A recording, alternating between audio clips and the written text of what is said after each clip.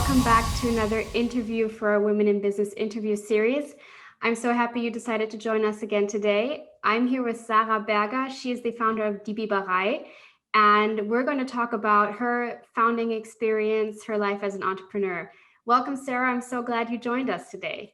Hello, and thank you so much for letting me be here today. I think we should start with your founding experience and give everyone a little insight into what it is you do. So, you know your company best. I'll let you explain. Tell us, what is Die Biberei? What do you offer? And then we'll get more into how you got to where you are today. Yeah, so the Biberei is very young. So we founded it in January 2021, so pretty young. And what we are doing, we are offering software development and digital consultancy. So maybe more precisely, we say that we're helping our clients developing digital product. And a digital product can be everything from a web application or from a smartphone app. And what differentiates us a little bit is that we always try to develop software with the minimum amount of programming. That sounds a little bit weird at the beginning because software development normally is all about programming. But the idea I had when I founded the Biberei was actually that we have to find a way to develop software much faster and with less effort. And why is that? Because I mean, it's not a secret that everything is going more digital, whether it's in a startup, whether it's a medium-sized company. Everyone needs to have more web application, more apps, and more digital business models. But very often, the effort to develop something is just too high, so that some companies or people are giving up. And also the effort to develop a first MVP, to validate your idea before you go all in, is so often too high. And I really had the experience by myself in my previous roles that I was forced to develop so many products, but I didn't have enough internal people, but also a budget to get resources from outside. So I came up with the idea. I solved the problem I always had with developing digital products in a much faster way. And that's what we're going to do with low code and no code. And it's a possibility to develop digital products without programming. And that's what the Biberei is mainly doing. You mentioned that it's a very new journey that you're on right now. You also mentioned that the work that you've done previously actually sparked the idea. I'd love to know, what was it that you did and how did you end up becoming an entrepreneur early 2021 in a phase when there's actually so much going on in the world right now, but you decided to add another interesting career to your life? Yeah, so my background is computer science. So that was what I did and studying in my first bachelor. And then I worked in different fields of the IT. So at the very beginning, I was an IT security consultant, so really very technical, on a very technical level.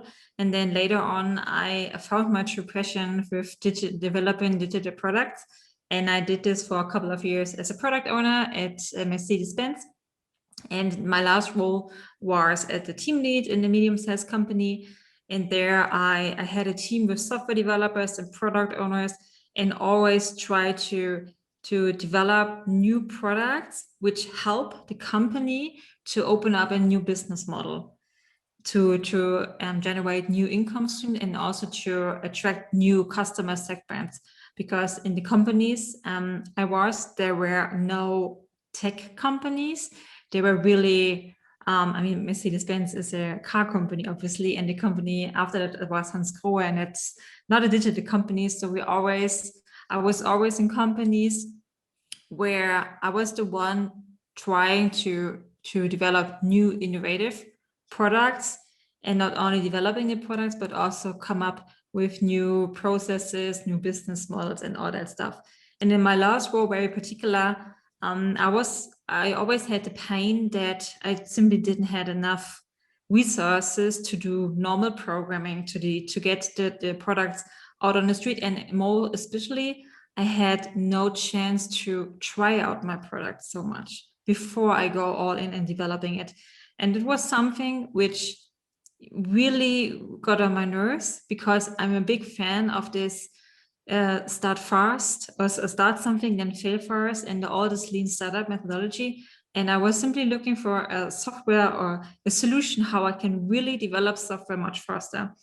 And why I chose the way of being an entrepreneur. So HHL has a big part of it. So after my bachelor, I worked for a couple of years, and then I decided I want to do an MBA for entrepreneurship. And I looked to many different universities. And the one which was most appropriate for me was the HHL, even though it was also the most far away one, because I live in the Black Forest. So that's quite a journey. Yeah, and while I was there, I really felt this energy of building something new and building something from scratch by yourself. And during that time, I was at the HHL. When I was at Mercedes-Benz, I also worked a lot with startups. And I never found or never saw so much passion from people who are working at their startups. And there were no 9-to-5 jobs. And they were really working their ass off. And I really liked it. And I wanted to do something by myself. And yeah, 2020 was kind of an experience for everyone, I guess. And I had the time to really do some kind of self-reflection. What do I want in my life? Am I happy in my current situation? And from an outside perspective, I think I had everything I wanted. I had a very good job position. Yeah, a good career, very nice team, but there was something inside of me telling me this is not the end. And the place where you really can be yourself and really can be happy is not in a company, or not, at least not in your own company. And I decided, okay, I do it right now, because I mean, you can always say it's not the perfect timing, but there will never be a perfect time for it. So I just started it. I know you like to also share a lot of your journey and have other people kind of learn from the experiences you're going through right now. You're also in a field that might not be the first industry that women think about when they go into looking for a career or a job. But I also know that you're extremely passionate about empowering women in tech and helping them kind of enter the industry, grow in the industry. Why is that? Why is that so important to you? Well, there are two reasons mainly. The first reason is that I don't want to be the only woman in the room all the time, because that was almost always the case. And there was one situation where I was very surprised that there's another woman in this room. And this really changed my point of view, because when I am surprised that there's another female participant in this group, how are other people thinking if I'm joining the party? And I really like to have more diversity in teams. And gender diversity is one aspect of diversity. I mean, there are many others, but I think with motivating more women joining this career and showing them, most importantly, that IT is not only programming and sitting in front of your laptop and I don't know, typing something. It's far more developing something, be creative about something.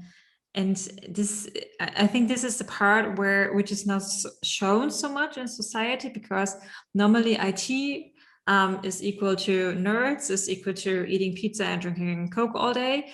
And this is not the case, obviously. So I really like to show the other side, the other side of tech. And the second reason is that I strongly believe that those skills are getting more crucial in the future, because the future is digital. And you have to have a certain skill set to survive, even though if you're not working in the IT department, you have to have some certain level of knowledge of software development, or on simply how the IT works, how the internet works, how the computer works, and all that stuff like that. And I'm really afraid what happens to all those people. And this is not about women or men in general, but what happens to all those people who are not familiar with that? And I really like to show that, hey, let's join the journey, let's learn something, let's increase your skill set in order to prepare yourself for the future, because otherwise you will fall behind.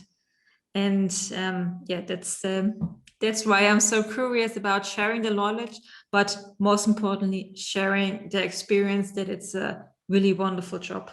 And you really have a broad range of opportunities if you study IT or if you go into the field of IT. Before we go even deeper into different advice you have, because I know you have a lot of very interesting things to share, a thought just popped into my head, and maybe that's something someone is thinking about watching this right now, is what does the Biberei actually mean? I don't know if I've ever asked you this, and I'm really curious. What's the name got to do with the product, if there's even that direct connection? Yeah. So the Biberei, for every non-German speaker, it's a little bit complicated, but in English it's the Biberei. So the Biberei, there's a reason for this name. So like I said, I live in the Black Forest, and there are a lot of beavers here. So we have a lot of beaver landscapes. And for me, the beaver stands for this change in landscapes. So if a beaver comes into a landscape, they change it dramatically. So once the beaver was there, the landscape looks completely different, but they do it on a sustainable manner. So they're not just like, if you want to change your landscape, you can, I don't know, go there with machinery and destroy everything, and then it looks different. Or you can let the beavers come in, and then they change it, but more on a sustainable and more natural level. And this is exactly what we want to do. I want to change the landscape of software development and also of thinking digital. But and it's not like that I'm just selling my hours or selling my project, then I'm gone. It's whether empower my clients to do it themselves. So my biggest goal is always that I'm kind of I'm helping them to start off their journey, and so that in the long run they can run by themselves. This is, I hope it's understandable. But that's the idea we are having, and it's also the whole vision of the Biberei. So, and in the long run, I hope we make ourselves some kind of obsolete someday, so that everyone can develop software themselves and everyone is so digitalized. And then I have to find a new job. But that's the vision of, and also the whole culture of our company. Mm-hmm. I'm glad I asked, because that does give us a great insight into what it is you're trying to do with your company. Let's go back to the great advice you have for everyone. And it's not specifically only for women in business, because I think much of this can be applied to anyone listening. So I'm going to keep it broad in my question, but looking back at everything you've achieved so far and you've learned in your professional career, what is some advice you'd like to pass on to young professionals starting their journey, or maybe at the early beginning of their journey? Yeah, there are a lot. So the first one is, don't take take yourself too seriously, and this is it comes with trying out new things and not to be afraid of making mistakes, because you make them anyway. So for example, I just launched a podcast just a couple of days ago, and if you would have asked me 6 months ago, Sarah, would you start a podcast? I would say no. Why on earth should I do that? Because I would have been too afraid to do that. And I think the more you go and say, hey, that's me, and you show what you can, and not be in the situation where you think, oh no, I have to be perfect. I'm not allowed to make jokes. I'm not allowed to make mistakes. I'm not allowed to show to society, whether it's clients, it's teammates, it's colleagues, whatsoever, who I really am, because maybe I have to be this face I'm wearing and be a person who I'm not who I'm not them. Maybe I think this limits you, because then you can't be really the person you want to be. And you also put so much energy in being someone else. And instead you can take this energy and put it into real projects, because no matter what you do, you will do mistakes anyway. And you can't predict what will happen in some cases. So I think that's the first ones. And also this helps you also to give yourself a little bit more space and more freedom to do what you really want to do. If you want to launch a podcast, go do it. It was never been easier than today. If you want to start your own company, let's go and do it. And yeah, I mean, this is often easier said than done, because there must be some the right circumstances for it. But very often, I think we are, if you think about the worst case, the worst case is not so bad. And very often we are just too afraid of doing something, and we just need more space and freedom to really decide what we as a person want to do, no matter what the society wants us to do. So for example, when I started this company, a lot of people telling me, are you really sure you're going to do this? You have a team lead position in a very nice company. You have a wonderful team. What on earth do you want to, when you want more? Because you achieved everything you worked really hard for a couple of years. And from my outside perspective, they were absolutely true. And if I would have followed the society rules, or the society, what the society wants for me, what I'm going to do, I would not sit here and talk with you now about the Biberei, because the Biberei wouldn't exist. And I think we need to find the inner strength in us to really decide what we're going to do, what we want to do, no matter what the society thinks. And society can also be family and friends, of course. And yeah, this is really easier said than done very often. And yeah, I think these were, let me think about it, the most ones. They are kind of similar, right? I think it's more the encourage, believe more in yourself, and don't try to make everyone happy, because this is not going to happen anyway. And no matter what you do, you're not going to achieve it. So you can stop from doing it from the very first day. I agree. And it is so much easier said than done. And I also believe that we learn a lot from people who've already gone that road for us. Since you've mastered quite a few of those steps already, and probably are continuing to kind of work that muscle of doing what you really want to do, developing into the person you want to be, I wonder what has helped you. Do you have any little bits of like practical advice for us on how to not get too sidetracked by what we think society wants from us, and to listen to our heart more? Yeah. So I mean, when I say this, of course, it was not from the very first day, right? So I was also at school. I was also studying. I was also in my first years of employment, where I totally not had the backbone to really stand up for myself and do what I want to do.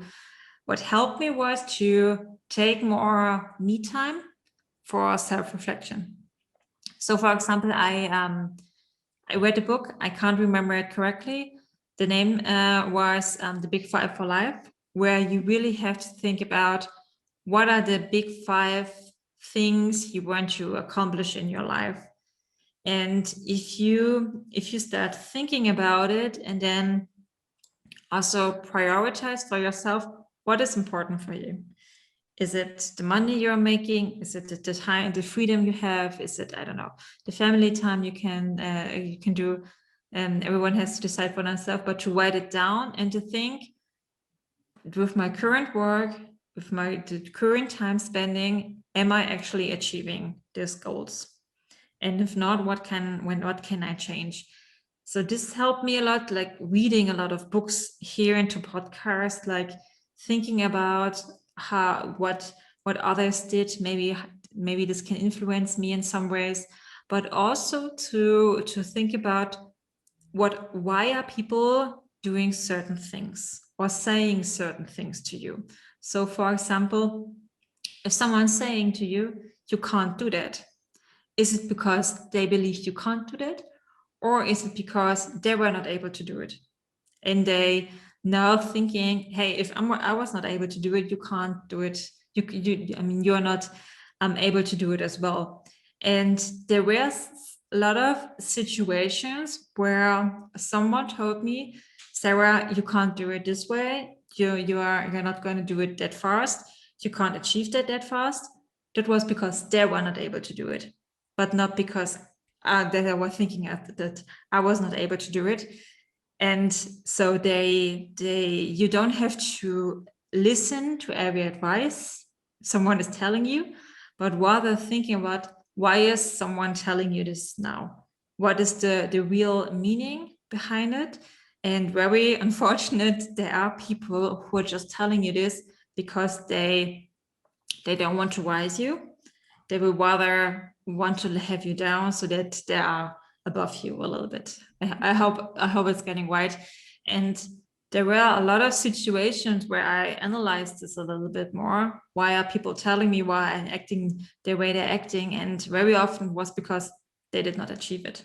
And once I knew that, and once I understood this, and it's taking a while. So it's not that you take one afternoon and then you have a completely different mindset. So it takes years to grow and to rise. And I think once I understood that, this really changed my way of thinking. And since then, I'm only asking people for advice who actually achieved what I want to achieve. So for example, when I was starting my company, I was not asking for advice for my colleagues who have never started the company. So if you want to have advice from someone, ask the people who actually achieved this, and not the people who wanted to achieve this, or they were always too afraid even trying to achieve it. I totally agree. I always advise people to speak with other people who act out of courage and curiosity, and not out of a need for safety, because that's kind of what it's boiled down to me, that people often can have an overly big need for safety, and so their advice will be tailored to that need, right? And so I don't know if you're familiar with Brene Brown's work on vulnerability, but she's a researcher and has some wonderful books out there on the market, and she has this quote that you're supposed to only talk and hear advice from people who are out there in the arena with you. So she has a beautiful metaphor that goes along with that, but basically it means people who are out there getting their butt kicked, as she puts it, shouldn't be deserving of being your advisor or mentor. And I think that's always really important to keep in mind. Absolutely. Yeah. I think we're already up with our time, unfortunately. I think you can notice I could go on for a long time. There's so many interesting things to talk about with you. I wonder if there's any last piece of advice or something you'd like to leave our viewers with. Ooh, that's a good question. My last advice is, of course, do your studies at the HHL because it's a very great university for entrepreneurship, and then start your journey right away. I always say sometimes you have to jump into the cold water in order to learn swim, and you can't learn swim from the books. Just do a jump, and then you will see what will happen.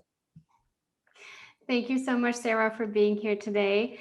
Is there anywhere that you can be contacted if someone would like to continue the conversation? Maybe a place online where people can find out more about you? Yeah, so the best way to contact me is either via LinkedIn. So Sarah Berger, Biberei, that's I think I'm the first result. And of course on our website, www.biberei.de. Thank you. We'll have all of that in the show notes and of course on our blog. Thank you again. It was wonderful having you. I look forward to seeing what else life and the entrepreneurial journey has in store for you. And thank you for being here today. Yeah, thank you so much.